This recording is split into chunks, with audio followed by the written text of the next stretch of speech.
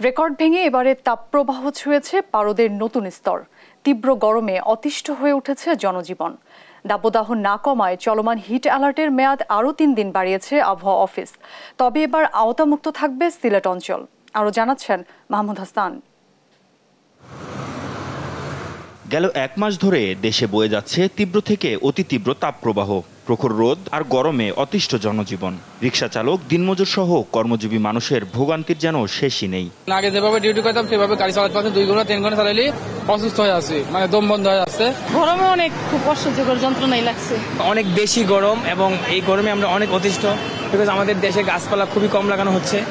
চলমান তাপপ্রবাহ এপ্রিল জুড়েই অব্যাহত থাকবে। এমন অবস্থায় হিট অ্যালার্ট আরও 3 দিন বাড়িয়ে 30 এপ্রিল পর্যন্ত বহাল রেখেছে আবহাওয়া অফিস। আজকের তাপমাত্রা যেটা দেখা যাচ্ছে যে মোটামুটি একই রকম থাকবে, হয়তো 0.5 এদিক ওদিক হতে পারে এবং এটা আগামীকালকেও তাই, পরশুদিন একটু বাড়তে পারে। তার পরশুদিনের পর থেকে আপনার তাপমাত্রা যেটা গ্র্যাজুয়ালি কমার দিকে যেতে পারে। চলমান তাপপ্রবাহ থেকে স্বস্তি দিতে মে মাসের প্রথম সপ্তাহে বৃষ্টির পূর্বাভাসও দিয়েছে আবহাওয়া অফিস। 2 তারিখ থেকে দেশের উত্তর পূর্ব এবং উত্তর দক্ষিণ দিকে বৃষ্টি শুরু হবে, এটা ক্রমান্বয়ে বাড়তে থাকবে।